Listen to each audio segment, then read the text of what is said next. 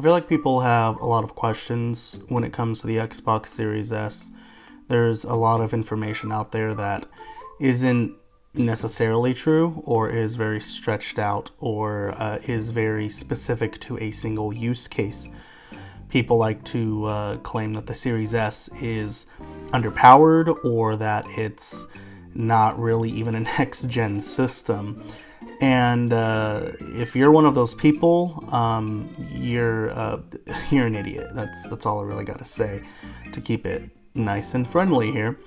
One of the biggest things that I have gotten a lot of comments on, I've gotten into it on Twitter or even Facebook, some Facebook groups that I'm a part of, is the best monitor or display to use with your Xbox Series S.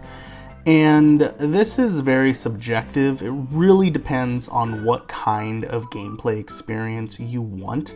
But ultimately, you really can't go wrong. If you're sitting there thinking that you have this nice 65-inch 4K TV, maybe it was a Black Friday special at Walmart or something, and you're thinking, oh, the Series S might not bring it to its full potential or something.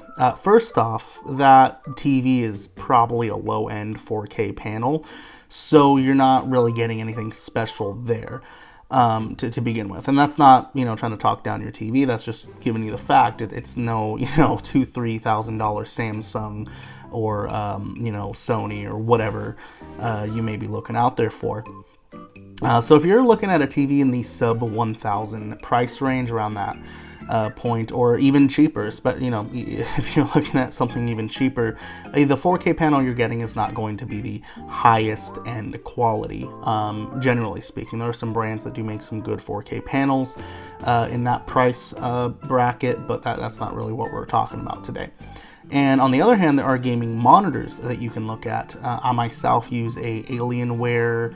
It's a 27-inch, super high refresh rate. It's extremely overkill. I only use it because it fits the aesthetic, that black and white. Because the Xbox Series S in person isn't a crisp white as it looks and appears in a lot of videos or photos. It's got this slightly dark, maybe a grayish hue or tint to it. It's something I can't really describe. But it fits the aesthetic there, and it's something that I really enjoy. And ultimately, on a 27-inch monitor, it's 1080p, so I'm not worried about, 1080p on 32-inch or less looks, in my opinion, just as good as a 4K panel in 4K, or even 1440p in 4K. My 4K TV in the living room at my house here is it doesn't support 4K 120. It goes up to 60 hertz in 4K, but it does support 1440p in 120, or of course a lower resolution. And for that point, sometimes I will switch the Xbox Series X in the living room to 1440p to play at 120 on my 65-inch 4K TV for a game like Vanguard or something like that. But that's really very rare. So like I've said it in many videos, I mostly play on my Series S ultimately. And for that, I just kind of wanted to give you a quick rundown on what I would recommend you game on in terms of a monitor or TV or anything. Now, one of the bright sides of the Xbox Series S is ultimately it is not as powerful as the Series X. But I wouldn't go as far as to say it's underpowered. I think that's it's an overstatement. If at best, it's just because people say that it's not as powerful, that doesn't mean it's not powerful. Once you experience the Series S and see the things that it can do, you will realize, like, wow, this will definitely hold some people down for 3 to 4 years from now, and that's a long-term, commitment when you think about it. You could get, if you're starting high school, you could get a Series S right now and wouldn't feel the need to upgrade. I guarantee you, through all of your high school career, or if you're going to a 4-year college or something and you need something small to fit in your dorm room, Series S is it. Series S is perfect for that. And, for that reason, the Series S is shooting for a different demographic. They know people at Microsoft, they made this system targeting people that are maybe gaming in bedrooms, gaming in dorm rooms, gaming, maybe in a small apartment, whatever your case may be. They're kind of targeting for those people that maybe have cheaper TVs or monitors or sets that, maybe are even just older, that you got as hand-me-downs, maybe a free TV that you got from your parents that they used to have or something, or a buddy or whatever it is.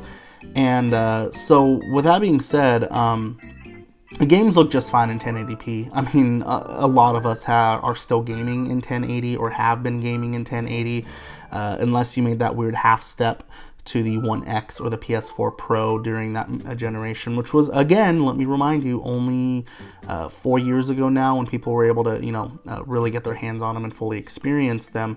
So, if you're coming off a One S or a PS4 Pro or something like that, and you're looking at the Xbox Series S, you're only going to see upgrades for sure.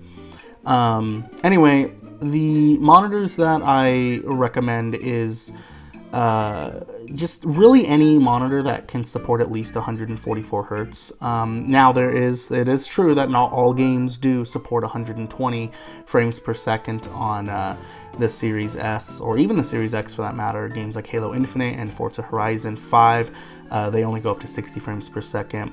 Same with, I believe, Battlefield 2042. I know in my library, the only new game that supports 120 frames per second is Call of Duty Vanguard. I do believe also Warzone supports 120 frames per second. So if that's a game you play, Fortnite, Rocket League, they as well. So those are like some very simple heavy hitter titles. And of course, if you have older games that support FPS boost, a lot of these games do offer up to 120 frames per second.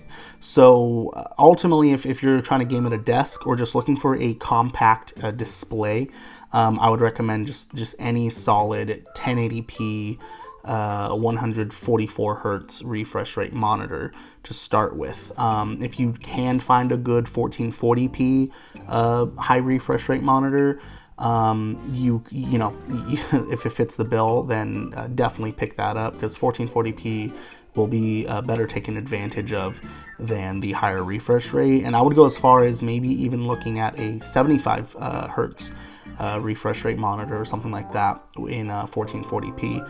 But when it comes to gaming monitors, you don't really need to spend a lot of money, to be honest with you, in that sense.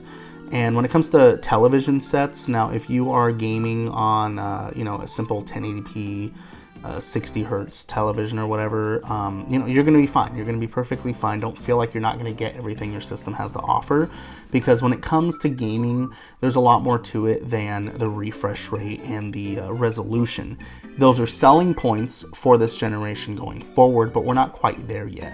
And given the chip shortage, given everything that's going on, I don't think we're going to be there for a moment. It's going to be a second before we are able to say, hey, all these games are running at 4K 120, right? But it's gonna be a while, because that is a very GPU intensive task.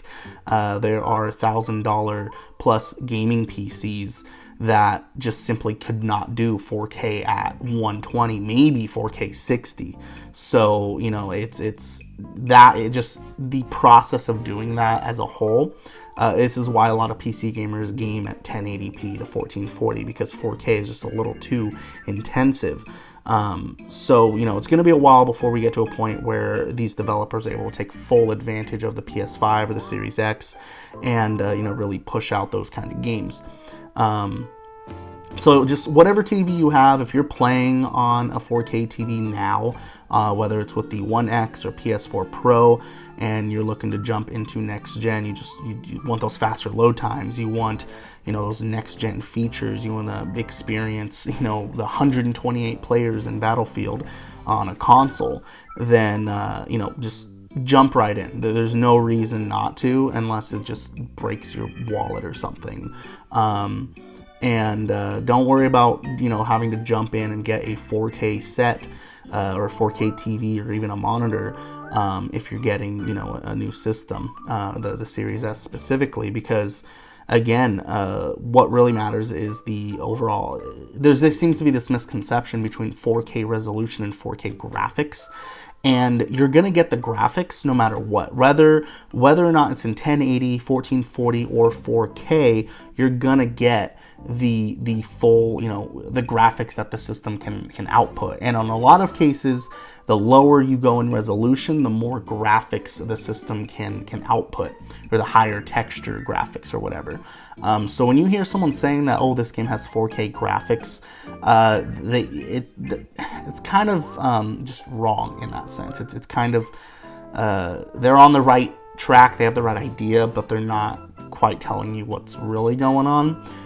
So ultimately, I would always prioritize the gameplay first and foremost. If the game isn't fun, then there's no point in gaming anyway, right? There's no reason to play. Nintendo's proven this time and time again. They would rather give you a solid gameplay experience than worry about if their system is even in HD, right? Looking at the Wii, for example, back then. So, you know, that's what it is.